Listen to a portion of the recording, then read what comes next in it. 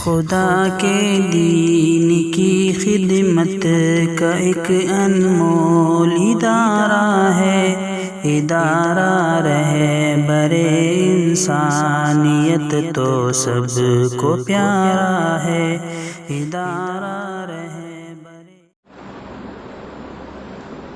نحمدہ ونصلی علی رسولہ الکریم، اما بعد، عن علی بن ابی طالب رضی اللہ تعالی عنہ قال قال رسول اللہ صلی اللہ علیہ وسلم اذا كانت لیلۃ النصف من شعبان فقوموا لیلها وصوموا نهارها الى آخر الروایہ او کما قال علیہ الصلاۃ والسلام۔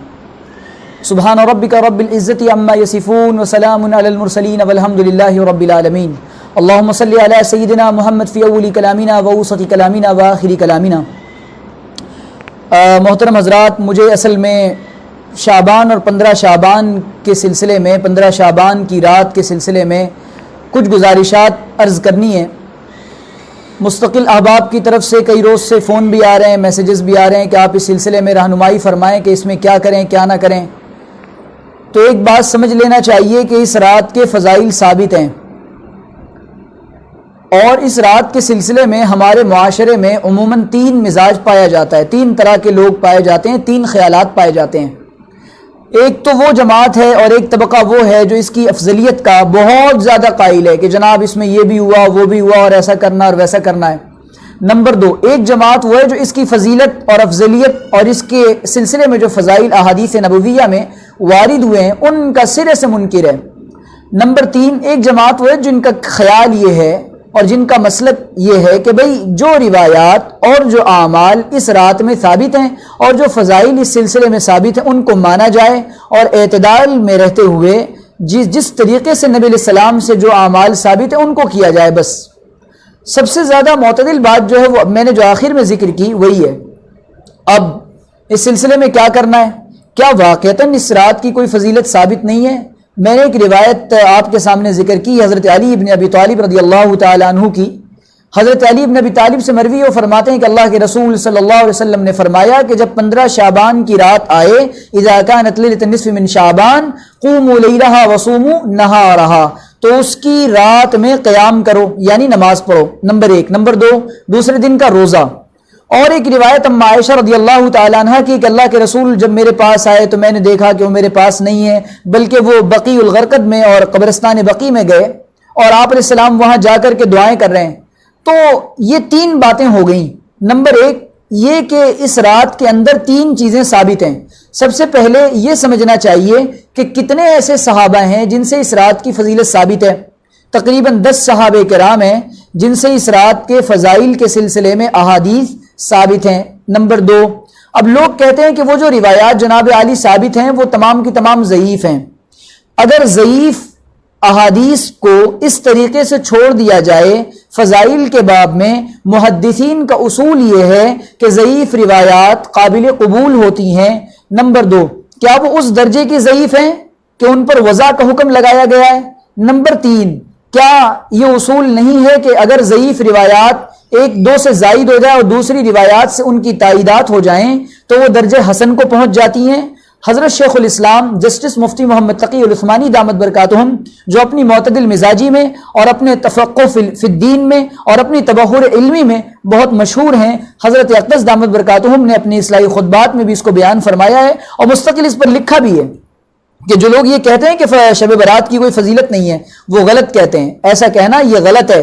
10 صحابہ کرام وہ اتنے جلیل القدر صحابہ ہیں، حضرت ابوبکر صدیق سے اس سلسلے میں روایت موجود ہے، حضرت علی بن ابی طالب سے اس سلسلے میں روایت موجود ہے، اما عائشہ رضی اللہ تعالی عنہا سے اس سلسلے میں روایت موجود ہے۔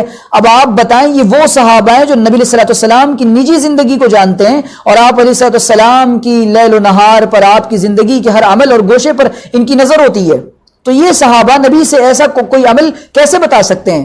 اب حضرت شیخ الاسلام فرماتے ہیں کہ اس سلسلے میں روایات ثابت ہیں اور کرنے کا کام، اس میں 3 باتیں حضرت نے جو خلاصہ نقل کیا وہ میں آپ کے سامنے مختصراً عرض کر دیتا ہوں۔ پہلی بات حضرت فرماتے ہیں کہ یہ کہ اس رات کی عبادت، اب عبادت کے سلسلے میں ایک بات یاد رکھیں، یہ اس رات کا قیام اور اس کا روزہ اور اس میں قبرستان جانا، یہ تمام کے تمام اعمال مستحبات ہیں۔ مستحب کہتے ہیں کہ جس چیز کو اگر آپ کریں تو ثواب ملے گا اور ترک پر کوئی گناہ نہیں ملے گا۔ تو وہ جماعت جو اس کی فضیلت اور افضلیت اور افادیت کی بہت زیادہ قائل ہے کہ جناب عالی اس کو واجب کا درجہ دے دیا گیا، یہ بات غلط ہے۔ اگر کوئی آدمی، ہمارا اس سلسلے میں مزاج یہ ہونا چاہیے، اگر کوئی آدمی اس رات میں عبادت کرتا ہے ان تمام فضائل اور احادیث کی بنیاد پر تو اس کو انشاءاللہ ثواب ملے گا، اور اگر کوئی عبادت نہیں کرتا تو عبادت کرنے والے حضرات ان تمام لوگوں کو حقارت کی نگاہ سے نہیں دیکھ سکتے، ملعون اور مطعون نہیں کر سکتے۔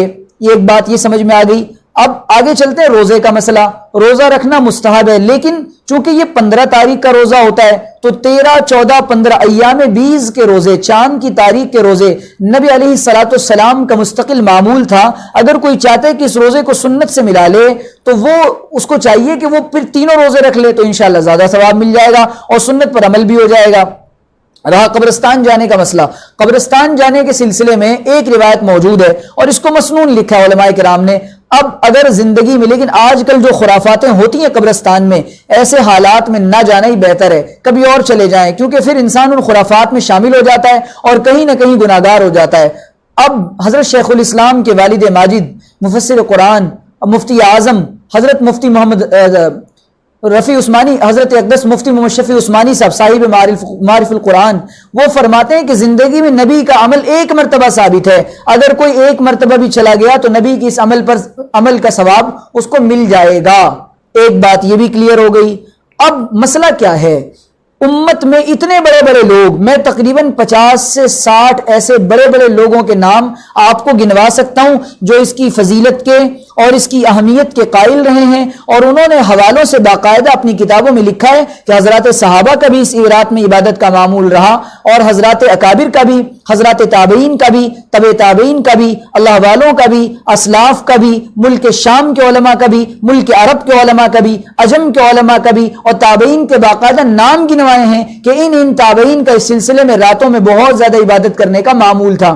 اب ایک مسئلہ اور سمجھ لیں، کیا اس رات میں عبادت کا کوئی خاص طریقہ مقرر ہے؟ جی نہیں، اس رات میں عبادت کا کوئی طریقہ مقرر نہیں ہے۔ آپ کو اجتماعی طور پہ، نمبر 2، آپ رات میں جاگنا ہے تو جو کریں چاہیں وہ کریں، چاہیں سے مراد یہ کہ نفل پڑھ لیں، ذکر کر لیں، تلاوت کر لیں اور قرآن کریم کی تلاوت کر لیں، دعائیں کر لیں اللہ تعالیٰ سے۔ حدیث میں آتا ہے کہ جب یہ رات آتی ہے، ینزل اللہ الی سماء الدنیا، اللہ تعالیٰ آسمان دنیا کی طرف آ کر کہتے ہیں کوئی ہے مجھ سے روزی کا طلبگار جس کو میں دوں، کوئی مغفرت مانگنے والا ہے جس کی میں مغفرت کروں، یا کوئی کسی پریشانی مبتلا جس کو میں دور کروں، یا کوئی اس الا کذا و الا کذا، یہاں تک کہ وہ اعلان فجر تک ہوتا رہتا ہے۔ اور اس سلسلے میں میرے پاس دلائل بہت زیادہ ہیں، دلائل کے بیان کرنے کا موقع نہیں ہے، میں نے مختصراً اپنی بات عرض کر دی ہے، لہٰذا اس میں چند باتیں بہت توجہ سے سمجھ لیں۔ کچھ لوگ کہہ رہے ہیں کہ فلاں حضرت نے یہ کہا ہے کہ یہ بدعت ہے اور اس کا روزہ بدعت ہے اور اس کی فضیلت ثابت نہیں ہے، ان سے بہت بڑے لوگوں نے اس سلسلے میں بہت معتدل بات کہی ہے، اس کو اپنانا چاہیے۔ ایک بات، ان کا احترام اپنی جگہ، وہ ہمارے سر کے تاج بھی ہیں، ہماری آنکھوں کا سرور بھی ہیں، لیکن اس سلسلے میں لیکن ہے وہ یہ کہ آپ دیکھیں کہ جمہور کا اس سلسلے میں کیا کہنا ہے۔ آپ جب بڑوں کی کتابیں اٹھا کر دیکھیں گے اور بڑوں کا مسلک اس سلسلے میں دیکھیں گے تو آپ کو صاف نظر آئے گا کہ جمہور کا مسلک اس سلسلے میں یہ ہے کہ اس کی فضیلت ثابت ہے، لیکن عبادت کا کوئی خاص طریقہ مقرر نہیں، اور روزہ اس کا مستحب ہے، رکھ لیں تو ثواب ورنہ کوئی بات نہیں۔ نمبر 4، قبرستان جا سکتے ہیں، جانا ضروری نہیں۔ نمبر 5 کہ اس میں اجتماعی طور پہ کوئی عمل ثابت نہیں ہے، اور یہ کہ انسان اپنی مغفرت اللہ تعالیٰ سے کروائے، اور شعبان کا تو مہینہ ہی ویسے بھی بہت زیادہ مقدس اور مبارک مہینہ ہے، اس میں زیادہ سے زیادہ اعمال کی کوشش کرنا چاہیے۔ اللہ کے رسول صلی اللہ علیہ وسلم نے رمضان سے پہلے خطبہ دیا کہ لوگوں تمہارے اوپر ایک مہینہ سایہ فگن ہونے والا ہے۔ اب وہ شعبان کے بالکل آخری ایام چل رہے تھے، اور یہ کہ رجب اور رمضان کے درمیان یہ شعبان کا مہینہ آتا ہے۔ جس طریقے سے جب انسان نماز پڑھتا ہے تو نماز سے پہلے سنت نمازیں ہوتی ہیں تو نماز سے انسیت ہو جاتی ہے، انسان کا دل اللہ تعالیٰ کی طرف اٹریکٹ ہو جاتا ہے۔ اسی طریقے سے شعبان کی عبادات کا بھی ایک خاص اثر ہوتا ہے۔ یہی وجہ ہے کہ اللہ کے رسول صلی اللہ علیہ وسلم شعبان میں کثرت سے روزے رکھا کرتے تھے۔ خیر، اللہ تعالیٰ سے دعا ہے اللہ تعالیٰ ہمیں اعتدال نصیب فرمائے۔ اب اس رات میں جو لوگ جاگیں گے، جو نہیں جاگیں، ہمارا تو یہ بھی کہنا ہے اگر کوئی آدمی عشاء کی نماز باجماعت پڑھ کر سو جائے اور فجر کی نماز باجماعت پڑھ لے، اس کو پوری رات جاگنے والے کا ثواب ملے گا اور عبادت کرنے والے کا ثواب ملے گا۔ تو اب یہ باتیں ہماری سمجھ میں آ گئی. اللہ تعالیٰ سے دعا ہے کہ اللہ تعالیٰ سمجھنے کی عمل کرنے کی توفیق عطا فرمائے. السلام علیکم ورحمۃ اللہ وبرکاتہ. ادارہ رہبر انسانیت تو سب کو پیارا